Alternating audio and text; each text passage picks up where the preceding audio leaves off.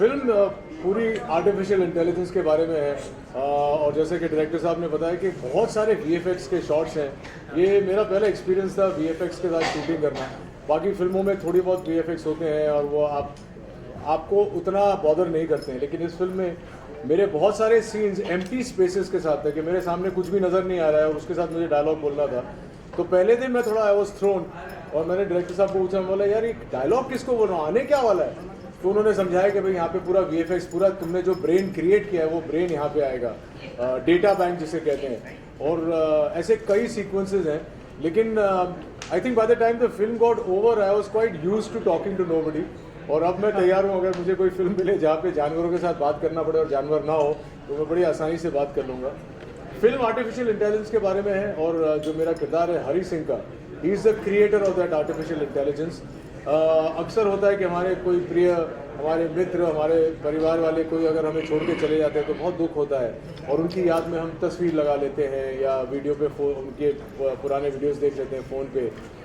इस ऐप के द्वारा आप एक्चुअली उस इंसान को रिक्रिएट कर सकते हैं और वो ज़िंदगी भर ज़िंदगी आपके बगल में रहेगा, उसी तरह उठते बैठते रहेंगे आपके साथ, उसी तरह बात करते रहेंगे जैसे पहले करते थे। बस यही है कि आप उसे छू नहीं सकते क्योंकि वो है नहीं। तो एक अपैरिशन कह सकते हैं या एक छाया छवि कह सकते हैं। और इस ऐप को यूज़ करके वो बिल्कुल हूबहू वैसा ही होगा इंसान जैसा पहले था। अब क्वेश्चन इज़ कि ये ऐप अगर किसी गलत इंसान के हाथ में पड़ जाए तो आयरा जैसी फिल्म बनती है। कि हरी सिंह के साथ जो हो रहा है वो क्या हो रहा है। हरी सिंह ने ये बना तो दिया, लेकिन ये किसके हाथ में है जो ये सब कुछ कंट्रोल कर रहा है। और यही पिक्चर का निचोड़ है। मैं चाहूँगा कि आप लोग जब फिल्म देखें तो आखिरी शॉट तक अपनी सीट से न उठें, क्योंकि इस पिक्चर का निचोड़ आखिरी 5 मिनट में है। अब इतना बड़ा हिंट दे दिया तो आप लोग क्लाइमैक्स ज़रूर देखिएगा। ये क्लाइमैक्स के बारे में भी एक कहानी आपसे शेयर करता हूँ। जब मैं पहली बार शूटिंग करने सेट पे पहुँचा तो मैं सैम को उससे पहले एक ही बार मिला था, डीओपी वगैरह को पहली बार मिल रहा था। शूटिंग करते करते सडनली एक दिन जो मेरे डायरेक्टर है सैम मेरे पास आए, बोले मुझे बहुत अजीब सा आइडिया आया है, मैं शेयर करूँ क्या? सर हाँ शेयर करिए।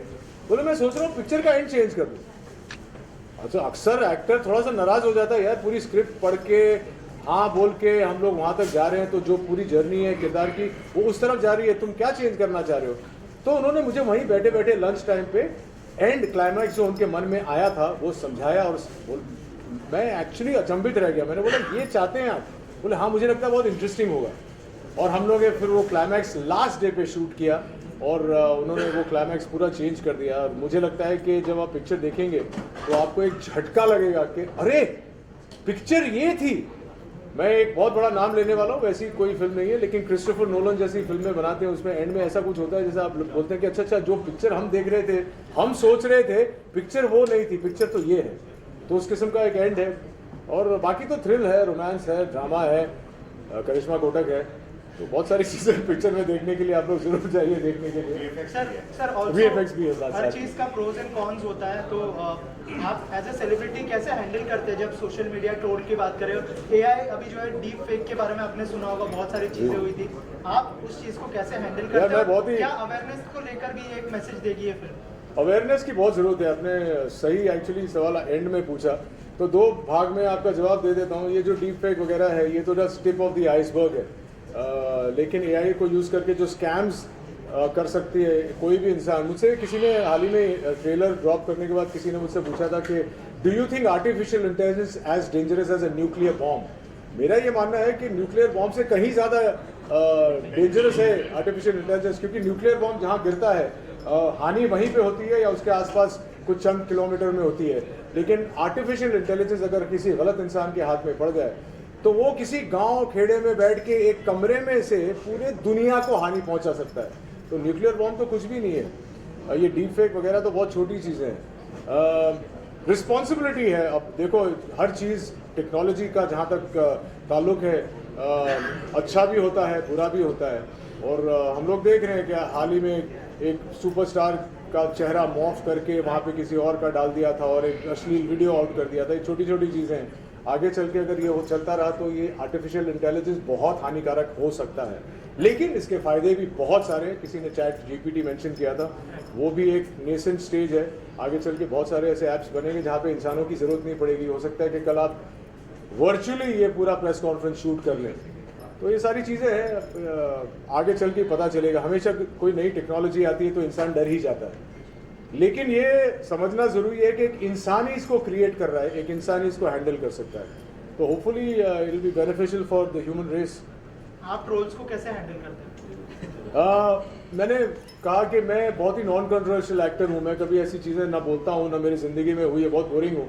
तो मुझे किसी ने कभी ट्रोल किया नहीं है, और जब मुझे कोई ट्रोल करता भी है बिला वजह तो मैं उसे जाके जवाब देता हूँ। हाल ही में मैंने किसी इंस्टाग्राम, मेरे दोस्त के इंस्टाग्राम अकाउंट पे एक नॉर्मल सा कमेंट रखा था, तो बहुत सारे लोगों ने कुछ उसे अश्लील भाव से पेश किया। तो मैंने उनको सीधा जाके बोला कि तुम्हारे दिमाग में गंद है, तुम शायद बचपन में सर पे गिर गए थे, इसलिए तुम्हें ठीक से समझ में नहीं आ रहा है, और इसका मतलब ये है, ये नहीं है। तो काफ़ी लोगों ने फिर अपोलोजाइज भी किया। ऐसे लोग भी होते हैं, अगर आप इंटरेक्ट करके उन्हें बताएं, अपना पक्ष रखें, तो वो लोग सॉरी भी बोल देते हैं। मुझे याद है एक ही बार बहुत ज़बरदस्त ट्रोलिंग हुई थी, जब मैंने रजनीकांत जी का एक जोक डाला था 5-6 साल पहले, जब कोविड आया था। तो मैंने कहा था कि रजनीकांत को कोविड नहीं होता है, कोविड को रजनीकांत होता है, क्योंकि हम रजनीकांत के बारे में लार्जर देन लाइफ चुटकुले बनाते हैं। तो किसी ने उसे गलत समझ लिया और उसका गलत मायने निकाल के फिर काफ़ी ट्रोलिंग हुई। फिर मुझे समझाना पड़ा कि भाई ये तो मैं रजनी सर को ऊंचा दिखाने की कोशिश कर रहा हूँ कि इन्हें कभी कुछ हो ही नहीं सकता है। तो ऐसी छोटी मोटी बातें हैं, but usually I kind of engage with somebody who is written something wrong on my Instagram handle. अगर कोई कंट्री के बारे में या रिलीजियस कमेंट करता है, उसे तुरंत ब्लॉक कर देता हूँ, because I can't tolerate anybody saying anything about my country और take up a religious debate with me on Instagram. अगर आपको बात करनी है तो मेरे साथ आके बात करिए या डीएम करिए, क्योंकि मैंने देखा है कि रिलीजियस कमेंट करो तो सडनली आप कुछ कहेंगे, तो आप कुछ कहेंगे, उसके बाद में आपकी टिप्पणी आएगी, तो ये आग बन जाती है। I don't prescribe to that kind of comments on specially on social media. Right, आखिर में जो है आपका जन्मदिन भी है, तो 5 तारीख को जो है एडवांस में हैप्पी बर्थडे। और क्या क्या कहना चाहेंगे ऑडियंस को बर्थडे के दिन, क्या सरप्राइज एक्सपेक्ट कर रहे हो उनसे आप? मुझे जन्मदिन मनाना बहुत अच्छा लगता है। मैं एक एरीज हूँ, एरीज लोगों को जो है वो बच्चे होते हैं, तो मुझे जन्मदिन सेलिब्रेट करना बहुत अच्छा लगता है कि सैम ने मुझे बहुत अच्छा जन्मदिन दिया है, जन्मदिन का गिफ्ट दिया है कि 4 तारीख को फिल्म रिलीज़ हो रही है, और 4 तारीख की रात को मैं bring in my birthday with Aayra. और यही चाहता हूँ कि आप लोग सब इस फिल्म के बारे में और बातें करें, लोगों से कहें, ताकि लोग थिएटर में आके देखें। मैं चाहता हूँ कि लोग पिक्चर देखें, सिंपल सी बात है। एक अरसे के बाद ऐसी फिल्म मैं कर रहा हूँ, एक सेंट्रल लीड करना अपने आप में एक बहुत रिस्पॉन्सिबिलिटी का काम है। काबिल और मुंबई सागा के बाद ऐसी फिल्म कर रहा हूँ जहाँ पे पूरा जो बोझ जिसे कहते हैं रिस्पॉन्सिबिलिटी एज एन एक्टर मेरे सर पे है या मेरे कंधों पे है। मुझे बहुत मज़ा आया ये फिल्म बनाकर, और मुझे लगता है कि जब आप लोग देखेंगे तो आपको भी मज़ा आएगा। फिल्म का जो कंटेंट है बहुत इंटरेस्टिंग है, थोड़ा डार्क है, लेकिन ह्यूमरस भी है, रोमांस भी है, ड्रामा भी है। तो आई थिंक सबको मज़ा आएगा। और आप लोगों का गिफ्ट मेरे लिए तो मैं कह चुका हूँ कि आप लोग जाके थिएटर में देखें और अपने दोस्तों से, भाई बंद रिश्तेदारों से कहें कि देवी और सज्जनों पिक्चर जाके देखिए। चलिए,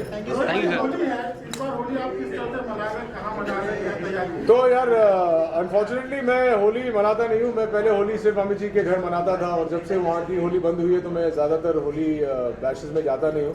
लेकिन इस साल हर साल की तरह एक टोकन होली जहाँ हम हमेशा जाते हैं, वो शबाना और जावेद साहब के वहाँ जाएंगे, और वो एक फैमिली एटमोसफियर है, और वहाँ पे जाके बहुत सारे हमारे जो मित्र हैं वो हमेशा वहीं पे मिलते हैं। पर हम लोग वो हू हा धूमधाम वाली होली मनाना बहुत सालों पहले बंद कर दिया था।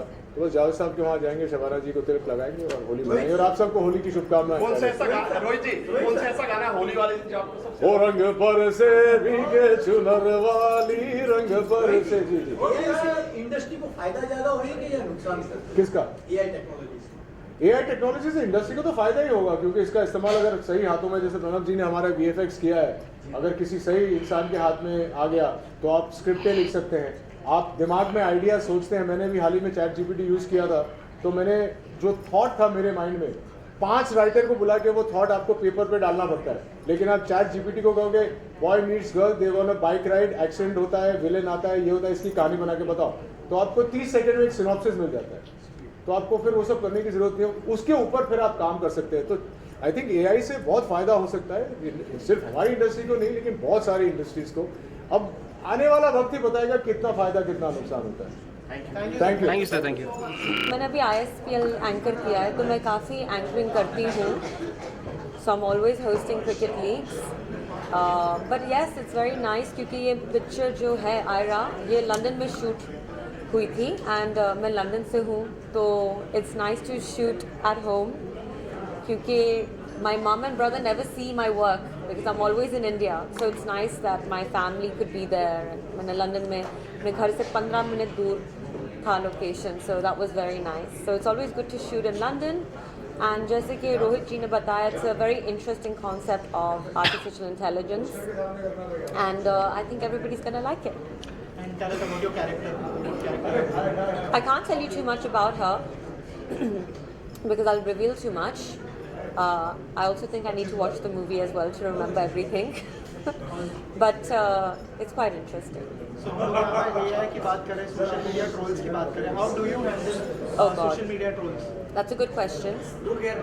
I think center. I think people trolling is awful. I think it's really mean. काफ़ी चीज़ें जो लोग लिखते हैं, it's not nice. But I just delete it. I ignore it. And what else can you do? Also, film is releasing on 4th of March. What message you would like to convey to? So no trolling. Everybody has to be nice to everyone. I think social media, artificial intelligence, all of these things are good if it's used in a healthy way and a constructive way. So I hope everyone likes the movie and no trolling. Tell us about your preparation for your character. Actually, she's quite similar to me क्योंकि वो लड़की भी London से है तो she also has an accent, so all of that worked. But I worked a lot with Sam and Rohit, and together we made it happen. How was your experience working with Rohit and Yeah, the team? fun. It was really, really fun working with everybody. जैसे कि मैंने कहा, not only is it an interesting concept, it's nice to shoot in London. It was nice for me to shoot there. So overall, it was good. Tell us Thank you, about the working with the director who has come with the AI topic, Yes. and this is very new. It's going Yeah. on, Yeah. and your film probably would be the first to get released on AI. How Yeah. excited thrilled you are? I think exactly, it's a really good question. The fact is that there haven't been many movies in India about artificial intelligence. Artificial intelligence क्या है? लोगों को पता ही नहीं है. So I think this is a really interesting concept, and obviously Sam is ahead of his time. He's sort of a very good story. And when the person tells you the story and when you're listening to it and when you're acting, it's two different things, but this wasn't that. He was very, very to the script. Thank you. Thank you so much. Thank you. First of all तो आयरा एक बहुत हटके film है, बहुत अलग film है, आयरा एक बहुत अलग फिल्म है, बहुत हटके फिल्म है. जो स्क्रिप्ट लिखी गई है वो नॉर्मल रोमांटिक फिल्म या नॉर्मल स्टोरीज़ के ऊपर नहीं है. तो ये जब आप थिएटर जाके देखोगे तो आपको एक नया एक्सपीरियंस मिलेगा. बहुत सारी चीज़ें अभी चल रही हैं पॉजिटिव और negative with respect to artificial intelligence. बहुत सारी चीज़ें हैं जिसमें मैनिपुलेट किया जाता है या कुछ प्रोडक्टिव चीज़ों के लिए यूज़ किया जाता है ये टेक्नोलॉजी. और ये टेक्नोलॉजी अभी फ़िलहाल is the top that's happening. So उसके ऊपर बेस्ड ये नॉलेज एनहांसर है जहाँ पे बहुत ज़्यादा नॉलेज दिया गया है इसके बारे में. तो आप देखोगे तो इन डेप्थ किया गया है, इसीलिए इसमें इतना सारा थ्रिलर और मर्डर डार्क साइड दिखाया गया है. क्योंकि ऐसा लगता है कि जब कोई नई टेक्नोलॉजी आ जाती है लोगों को ऐसा लगता है कि अरे तो बहुत इजी हो गया है, फ़ोन खोलो, ऐप खोलो, डाउनलोड कर लो, सब कुछ इजी हो जाता है. लेकिन आप चाहे कोई भी ऐप्स ले लो, अभी बैंकिंग ऐप हो गया, कितने सारे फ्रॉड्स होते हैं, वो अवेयरनेस सब लोगों को होता नहीं है. तो ये अवेयरनेस इसमें दिखा गया है. इसमें बहुत सारे कैरेक्टर्स हैं. एक कैरेक्टर है इमरुल खान जो मैं प्ले कर रहा हूँ. बहुत ही इंटरेस्टिंग कैरेक्टर है. ये सारे कैरेक्टर्स मिल के इस ऐप को, इस सॉफ्टवेयर को एक नया चेहरा देते हैं इस ऐप को. लेकिन वहाँ से कैसे सडनली सब कुछ कोलैप्स होकर सारी चीज़ें नेगेटिव इसमें चली जाती हैं, वो इसमें ब्यूटीफुली दिखाया गया है. तो प्लीज़ देखें. एंड कैसा एक्सपीरियंस रहा? रोहित है, करिश्मा है, फिल्म के एज एन एक्टर क्या सीखा? कैसा एक्सपीरियंस? एज एन एक्टर ये एक्चुअली मेरी पहली हिंदी फिल्म है. So hi to everybody and Bollywood industry. तो बेसिकली जैसे मैंने बोला कि ये फिल्म बहुत अलग है, तो इसमें जिस तरीके से शूट किया गया है वो भी बहुत अलग है. ये नॉर्मल जैसे हर सीन आप किसी को एक्टर के साथ खड़े होकर डायलॉग्स बोल के इंटरेक्ट करते हो वैसा वाला नहीं था. बहुत सारी चीज़ें ऑनलाइन थी, वीडियो कॉल्स और ऑडियो कॉल्स और फेस टाइम, ऐसी बहुत सारी चीज़ें यूज़ की गई हैं. जिसमें डायलॉग्स तो दी जाती हैं आपको। सैम जी ने काफ़ी सारे डायलॉग दी थी, तो मैंने सोचा कि मेरे को एक्टर्स के साथ फेस टू फेस होगा, लेकिन जैसे रोहित जी ने बताया फेस टू फेस बिल्कुल नहीं था। तो काफ़ी सारी चीज़ें थी जो डायलॉग्स थी जो आपको सिर्फ हवा में ऐसे बोलनी पड़ी, ग्रीन स्क्रीन था। तो बहुत ही डिफरेंट एक्सपीरियंस था। इनिशियली थोड़ा टाइम लगा एडजस्ट होने में, लेकिन सैम एज अ डायरेक्टर बहुत फ्रेंडली है, बहुत हेल्पफुल है। तो ऐसा बिल्कुल नहीं लगा कि हम कैमरा ऑन है और हम शूट कर रहे हैं। तो it was a very very different unique experience. तो Thank you, sir. Thank you so much. Aayra का आइडिया बहुत दिन से मेरे दिमाग में घूम रहा था। इस नॉट ए मीन्स हम तो इसके साथ जी रहे लास्ट 3 साल से, 2-3 साल से इस पर VFX का काम चला and everything. This was a dream come true. Basically जब मैं final copy I saw it on Saturday, because every day इस पर करेक्शंस आता है, एवरी डे कुछ ना कुछ चेंज होता है। बिकॉज जब आपका फिल्म टोटली ड्रामा ना हो and it is dependent on a lot of technology and post production, it takes time. But the idea all started, आपको अब मैंने जो बोला था, idea started with the whole concept of AI। जब Covid में आपका बहुत हलचल मच गया था कि people are talking on Zoom calls, people can't see each other, people office में जा रहे हैं on the basis of and all the management and everything is done through your Zoom calls and everything. So हमने सोचा कि कुछ नया करते हैं और इसका क्या रिपरकशन है आदमी को समझाते हैं। So obviously that was the idea how it was set, and now means it is the right time when जो बढ़ गया है, जो अभी जो सिचुएशन है, it is quite right to the time for release. Trailer देखा हमने, काफी अच्छे काफी बेहतरीन तरीके से आपने यूज किया। सर एक्टर के तौर पे आपने रोहित जी चुने, आपने मदर भी चुन सकते। Rohit ji is a best fit in the character. जब आप देखोगे वो आपको समझ में आएगा, बिकॉज इस पे जो है मैं ज़्यादा इसका प्लॉट मैं वो नहीं करना चाह रहा हूँ। मतलब मैंने तो इस पे सोशल मीडिया में बहुत जगह पे देखा है कि आपका 2-2.5 मिनट का ट्रेलर में इन्होंने पूरा स्टोरी बता दिया। सो आप सोचो ट्रेलर में आपको इतना स्टोरी समझ में आता है, तो 2-2.5 घंटे में फिल्म में क्या क्या दिखाई देगा। तो वो समझने के लिए you have to understand the choice of characters were very very specific. हमने किसी को भी जो चूज़ किया है, हमने बहुत कुछ सोच के चूज़ किया है। एंड कॉम्पेटिबिलिटी और अंडरस्टैंडिंग और believing a concept like this it's not easy. मैं किसी को भी जाके कोई भी एक्टर को बोलूँगा कि मेरे को ये करना है, सब ट्रस्ट नहीं करेंगे। बिकॉज आज के दिन में आपका हिंदी बॉलीवुड इंडस्ट्री में actors they are very specific के क्या उनको क्या दिख रहा है, बिकॉज इसमें रियलिटी बहुत कम है, वर्चुअलिटी ज़्यादा है। सो जब हम पिच कर रहे थे उनको समझ में आया कि कॉन्सेप्ट हम क्या बोलने का कोशिश करें। So obviously he is the right choice.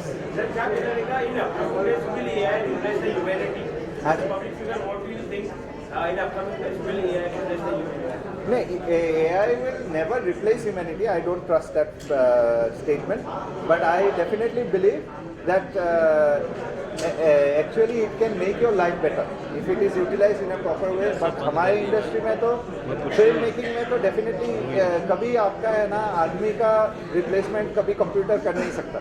आप कंप्यूटर को आपका स्लेव बना सकते हो। If you are doing the right things with your computer, it can let you be more productive. That's the whole idea of AI.